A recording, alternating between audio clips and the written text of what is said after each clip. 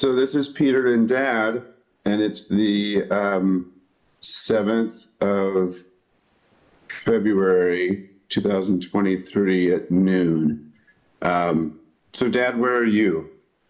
I'm in my study at home in Toronto. Nice. And tell us about the house that you're in. Well, it's a house that we bought it the year before we moved here. We moved in 2006 from Santa Cruz to Toronto, but we bought it in 2005. And there's sort of a story there. We're right across the road from my sister Katie's house. And she had a friend who lived in this house that only owned it for a couple of years and was leaving and wanted to sell it. And so did we want to buy it because we were planning on coming a year from then to Toronto. And we decided against it because I didn't have a job. I mean, we wanted to come, but I didn't know where I was going to work or anything. And then, but the more we thought about it, and also it was too expensive. But then we looked at housing prices and we realized we weren't going to be able to do any better. And then we thought, well, what the hell? We'll buy it. And wouldn't it be wonderful to live across the road from Katie? And then if it turns out that we just can't make it work, well, we'll sell it again in the year. So we bought the house in 2005 without knowing, what the future held for me. It's a brick house, small. It's not very big. It's a small house. It's across the road. On the other side, one side of the house is Katie. On the other, that's in the back of the house. In the front of the house is a park, and it's a very nice, residential neighborhood. Brick house, 3 stories. I mean, 2 stories in a basement. Mm-hmm. Do you have any idea what the square footage is? I think I heard at one point it was 1,400 square feet, but I'm not positive. Mm-hmm. And it's like 2 or 3 bedrooms? Yeah, upstairs there's 3 bedrooms. So we use one as a study for me and one as a study for Roz, and then our bedroom. And then Will is still living with us, and he lives in the basement. Mm-hmm. It's a refurbished basement.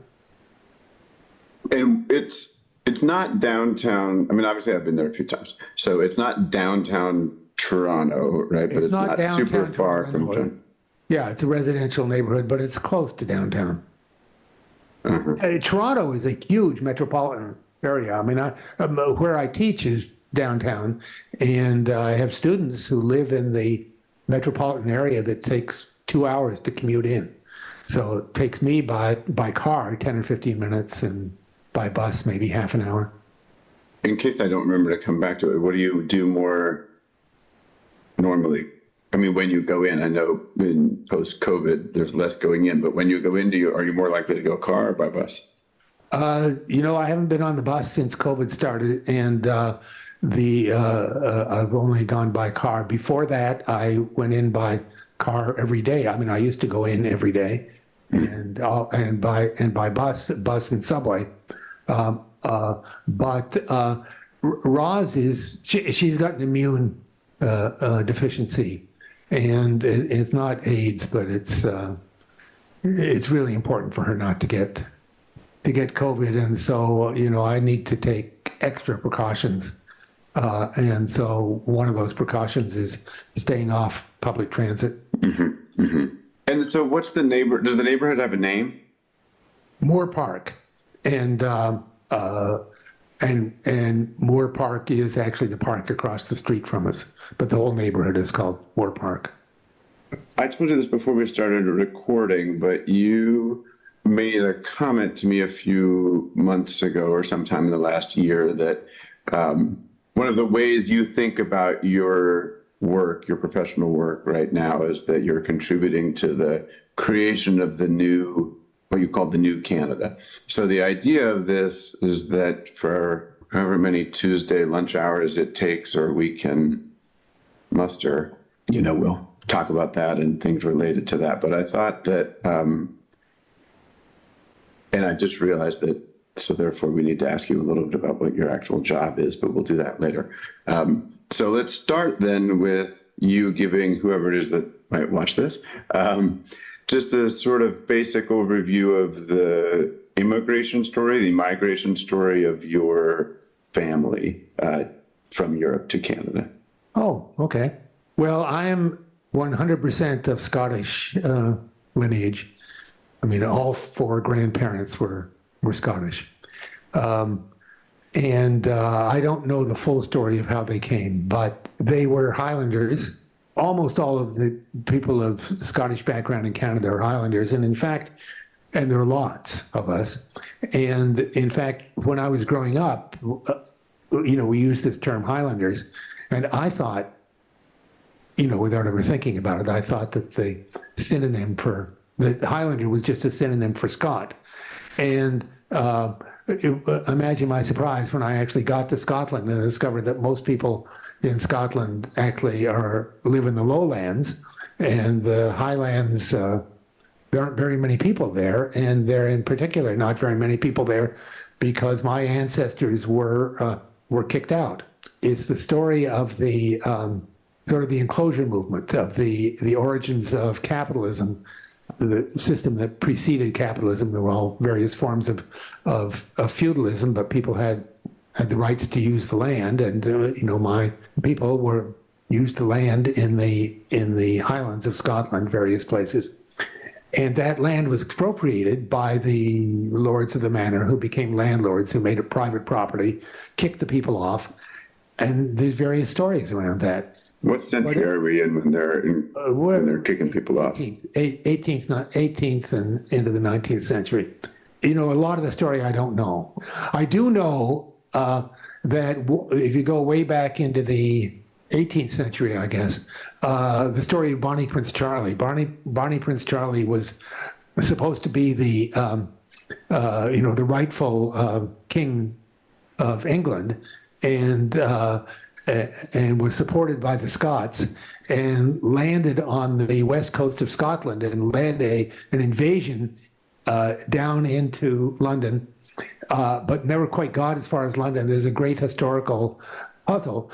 He was victorious, except he just turned around and came back, and then the British Army pursued him and slaughtered his people, and he managed to escape back to the Isle of Skye. Well, those were my people. When he came ashore, he was welcomed by MacDonald of Clanranald, who's an ancestor of mine, who's reputed to be the greatest horse thief in all of Scotland.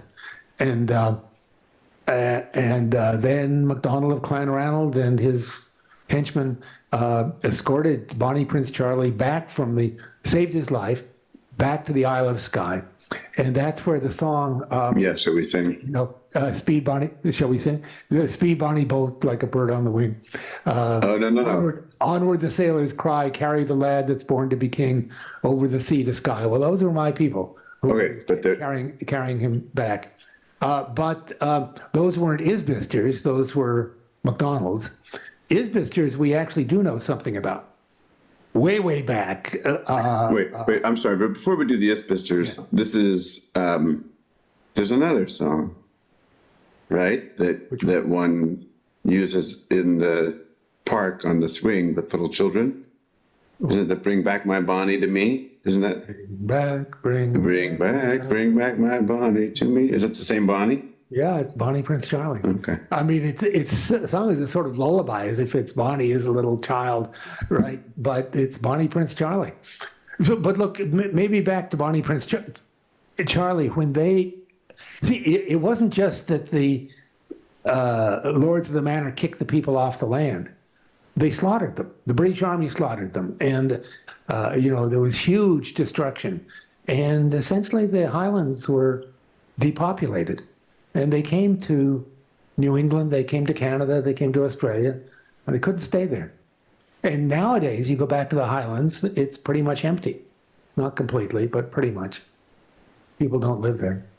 Mm-hmm. So shall I tell you the story of the Isbisters? Yes, please. Okay. Well, in the Orkney Islands, which are islands off the northeastern coast of Scotland, There are uninhabited hamlets that have names like Isbister, Kerbister, Limbister, Overbister, Wanbister. And I've done a little reading about it. And it is likely that they are Norse from Norway. So the Romans, go way, way back. The Romans occupied Britain, right? When the Roman Empire collapsed, they were overtaken by what the Romans called the barbarians. Among the barbarians were the Norsemen, who invaded Britain. And they populated Britain for hundreds of years until they were kicked out by the Germans, Anglo-Saxons, and I forget the other one, tribes of Germans kicked the Norse out. Angles, that's where England comes from. And then eventually they were kicked out by the French in the Battle of 1066, William the Conqueror. I mean, that's way, way back. But what I want to focus on here is the Norse occupied Britain and then were kicked out by these German tribes around 700, 800 AD. But they weren't kicked out of everywhere because the Germans didn't bother. Why in the world would they have taken all the trouble to go out to the Orkneys, which is, hell frozen over? And so they didn't. And so there are these outposts of Norse settlement in the Orkney Islands, which are part of Scotland, which are Norse. And so Bister apparently is the root word for these Norse people. And then there were various prefixes. Eastbister is Isbister. Westbister is Wasbister, and so forth. So they're bopping along there, living a subsistence life for centuries.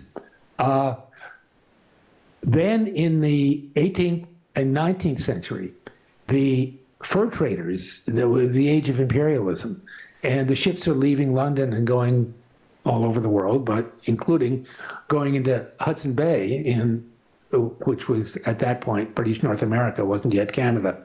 They trade for furs. So the ships would stop off at the Orkneys, get the guys drunk, press them on board, and they'd wake up in the morning as seamen for these ships going into Hudson Bay. So then when they got to the shore of Hudson Bay, they would have sexual congress with the local women, indigenous, of course. And so there was a little group of Métis, most of the Métis, which means half European, half indigenous. Almost all of the Métis in Canada are French-speaking because the French fur traders took their canoes through the country. The English just went to the shore and waited for the indigenous people to come to them with the furs. So there was less, producing of babies by the English. But there's a few English-speaking Métis, and among them are Isbisters. Now, unfortunately, although I love that story, unfortunately, that's not my people. I don't have any, and you don't have any Métis background. So what I know is that the Isbisters came the standard old way. They were expelled from the highlands. They came down the St. Lawrence River, they Montreal, and then they came into the interior of the country. And what I do know is that my great-grandfather went to Winnipeg. Then he and then my grandfather were very successful business people in the, opening up of the West to colonial settlement. My grandfather had a seat on the grain exchange. I mean, this became the great grain, wheat, bread basket of the world, really. And so that was a big job to have a job on the grain, seat on the grain. Where did one live if one had a seat on the grain exchange? Oh, they had a pretty fancy house, I think, in Winnipeg. I visited in Winnipeg. Okay. In Winnipeg, I visited my grandmother and grandfather once when I was 16, and I don't remember it very well. They also, the family owned an ironworks, the Vulcan Ironworks, I mean, they were quite established people. The problem was that I mean they were part of the elite of Western Canada. They pretty much lost it all in the Great Depression. So, by the time I came along, this is not a wealthy family because they had lost everything in the Depression. That's my father's family. My mother's family came to Toronto, and if my father's family was the elite, my mother's family was working class, and her father, my grandfather Willie, was a plumber. Now quite an entrepreneurial plumber, and I gather that he began the first, if you can believe this, the first mail order plumbing parts business in Canada.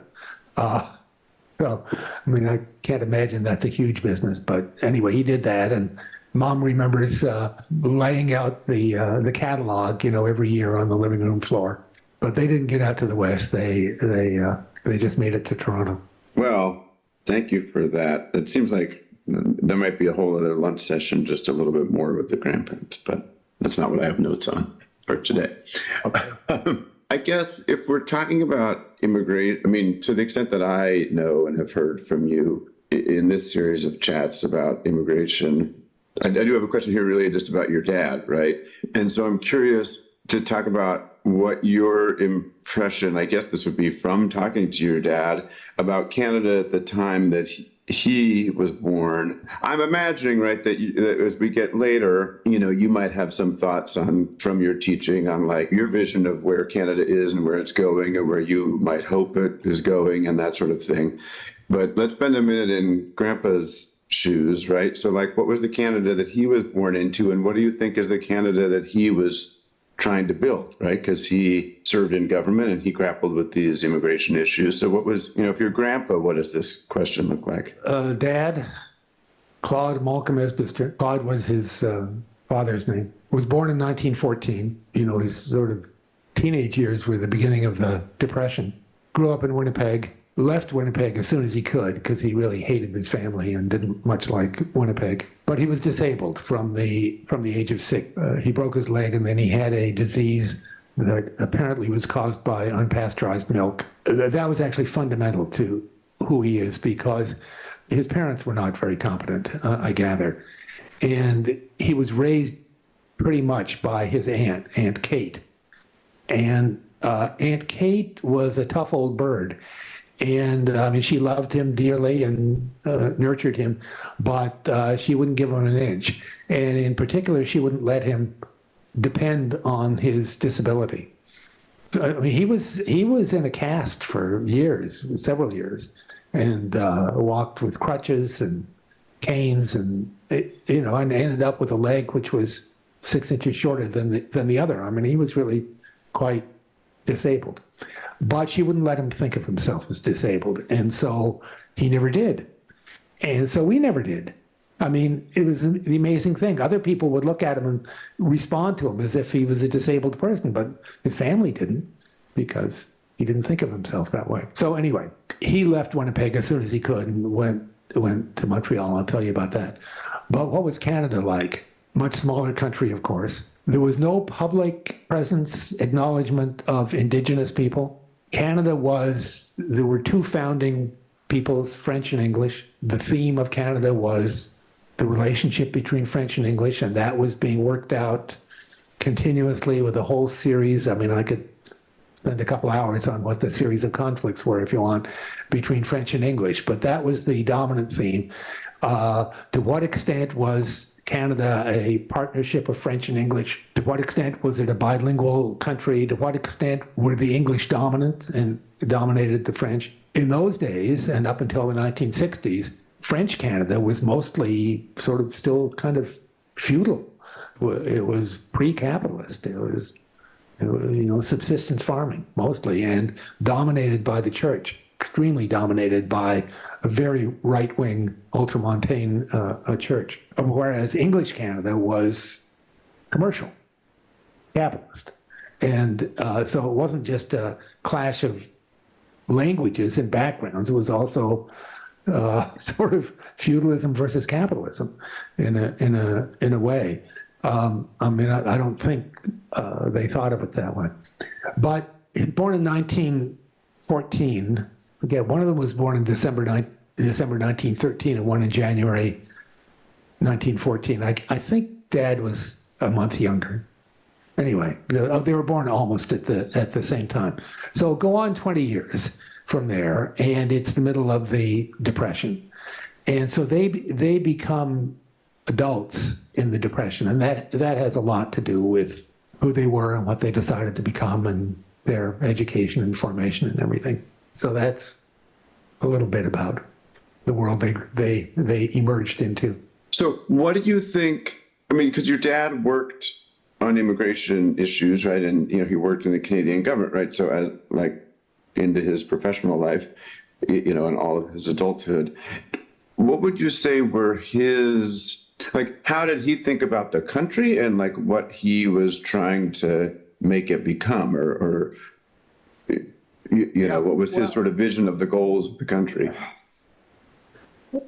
It's hard to know. It really is hard to know. I mean, he responded to the Great Depression by becoming an economist.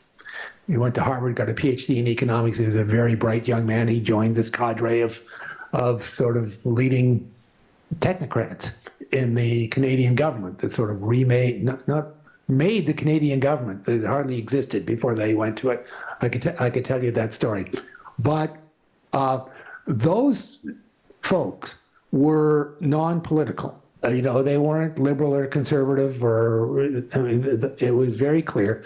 They were the public servants, and they were supposed to be non-political, and they did their very best. I suppose he voted liberal rather than conservative, but I remember once when I was talking politics with him, and he said, "My political persuasion is economics."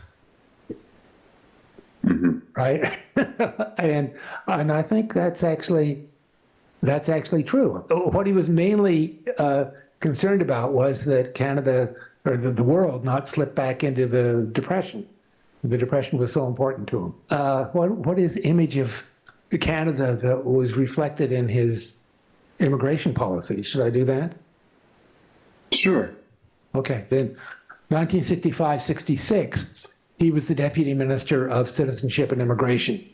And deputy ministers were there was a minister who was a member of Parliament, and then the chief administrator of a department was the deputy minister. So he was deputy minister of a number of departments in his life, but at that point he was deputy minister of Citizenship and Immigration.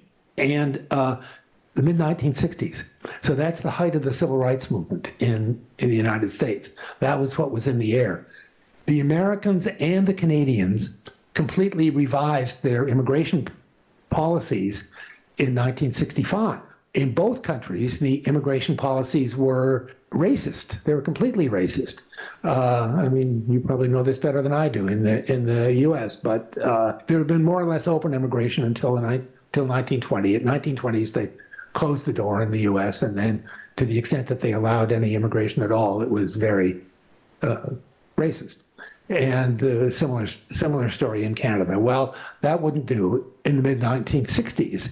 So everybody knows about the great civil rights acts in the U.S., the Civil Rights Act of 64 and the Voting Rights Act of 65, but there was actually a third Civil Rights Act in the U.S. It was the Immigration Act of 65. As you know, what the Americans did, well, in both cases, they opened up to a lot more immigration than they had allowed in the previous 40 years. In the American case, what they said was they were going to emphasize family reunification, and that would be non-racist because anybody who lived in the U.S. could sponsor a relative from overseas for family reunification. Wouldn't have anything to do with race. There's a long story behind what actually happened there. What happened in Canada was they also wanted to increase immigration and expunge the racism, but they did it a different way. They did it through what Canadians called the point system, and potential immigrants could build up points mostly on the basis of training and education and job experience, a little bit on the basis of family connections, but mostly on the basis of qualifications. So is a completely different system from the American system. Well, Dad was the author of that. He wrote the white paper, which was sort of the major pieces of legislation have to be preceded by what the Canadian government calls a white paper. So Dad wrote the white paper. Now, when it came to the act actually going through Parliament, he had moved on to a different department by then. So it was a different deputy minister, but he was responsible for saying that what Canada needs is high-skilled people. So in case any of our descendants are not political junkies like we are, a white paper is basically it's like a memo, right? It's like writing out, is that right? That's like writing out the rationale and how the thing is going to work, but just not in statutory language. Yeah, right. It actually includes a draft of the statute, but then, does it? Okay. Yeah, but then lots of verbiage around it. Okay. And then it was reworked, but yeah. it was his idea originally. So, see, your question was, what was his vision of Canada? Yeah. And so part of his vision of Canada was that what Canada needed, the future of Canada, was more skills. Let's bring in high skills from around the world. And do you think that was driven by his experience in the Great Depression? I mean, that skills are going to keep the economic engine running, and they're going to keep my country out of oblivion, from a economic point of view. And this is the center of what I'm thinking about. Absolutely. That was to drive the Canadian economy forward. I mean, there's lots of problems with it. It's cherry picking. It's promoting the brain drain. I mean, I'm not necessarily completely in favor of it, but sure, you're right. It was designed to support the Canadian economy. In my work and yours and my conversations, and, I think in your work, there's like all of this struggle with the ethics of immigration and the morality and humanitarian protection and refugees. And clearly, I mean, your dad was a smart cookie on all those issues, I'm imagining. Do you have any sense of how he and his colleagues engaged those issues? I mean, did they engage them at all, or did they just say, look, we just take this economic argument to be central, and, the other things that just the chips are going to fall where they may, and that's just not our concern? Or did they have an argument about it? Or do you have any idea? Yeah, I have a bit of an idea. I don't think it was central to his thinking. I mean, there were a few places reserved for refugees, but I don't think in 1965, the use of immigration for humanitarian purposes, I don't think that was at the top of his. I mean, it was probably hidden in there somewhere. What I do know is that, interestingly, the Department of Citizenship and Immigration also, strangely, was where the RCMP was located. The RCMP, the Royal Canadian Mounted Police, it's the FBI of Canada. It's the National Police of Canada. It's a little bit different from the FBI, but it's the National Police Force. And so he was the country's top cop for a while without any training in it whatsoever. And one of the things I know he was concerned about was the smuggling of immigrants, particularly from China, by gangs, essentially, who would smuggle people into Canada, especially into British Columbia, and then would terrorize them and essentially enslave them because they had no rights. It was illegal for them to be there, but if they protested, they were afraid they would be deported. So they were very powerless people. And I know he was very concerned about those people being exploited. So that's the one thing I actually know about in terms of his the way he saw the relationship between humanitarian issues and immigration. He may well have had others, but that's what I knew about. here's another perspective on it. The immigration services in those days, and maybe still today, I don't know, were quite involved in the fight against organized crime.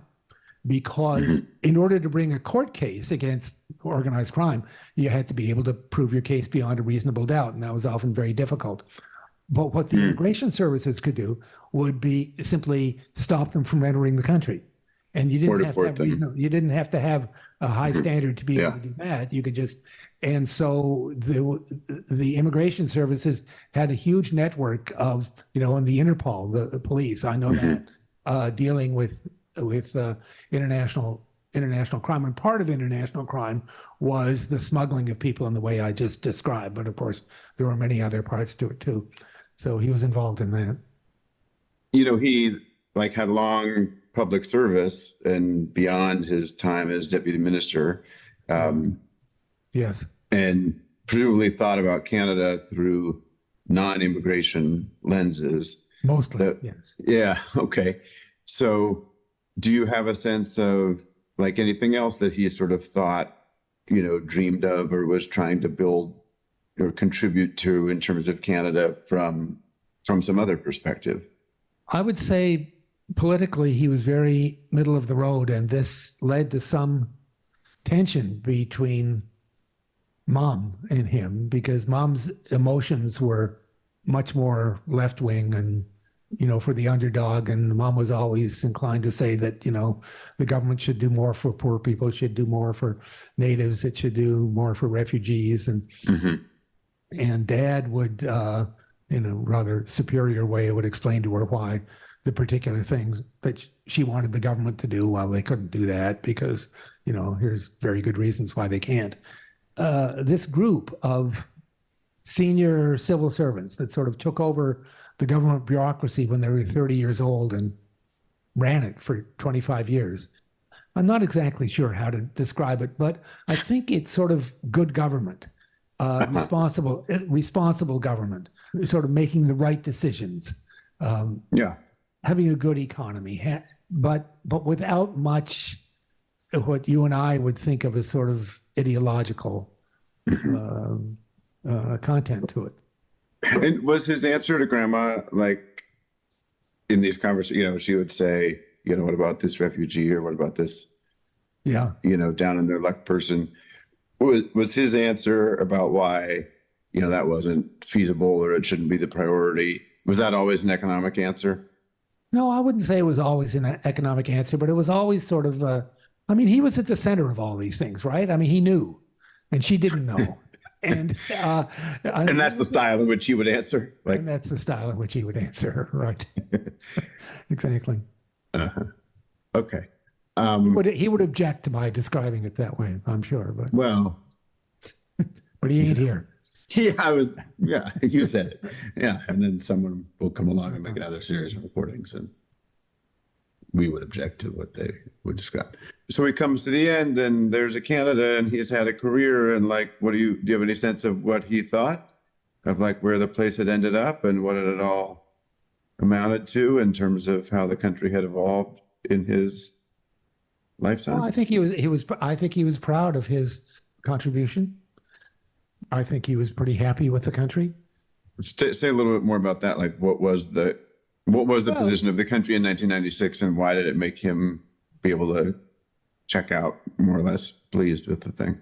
I think, in his lifetime, Canada had gone from being essentially a colony to being a significant player in the world, a small country, but respected internationally, with a whole series of good policies, good economic policies, good policy. Wherever you look, the policies were pretty good, he would say. Yeah. Canada became a country in 1867, long before he was born, but there was a gradual process of assuming independence and assuming its place in the world. It wasn't fully independent in 1867, and that process just continued, and he was part of it. He was a trade negotiator, and for example, and And he wrote budgets for the Department of Finance, for the government. The government budgets were his budgets often. And so he had a major role in, but I think his most enduring contribution, I don't think he realized it at the time, but that his most enduring contribution to Canada was the Immigration Act. Mm-hmm.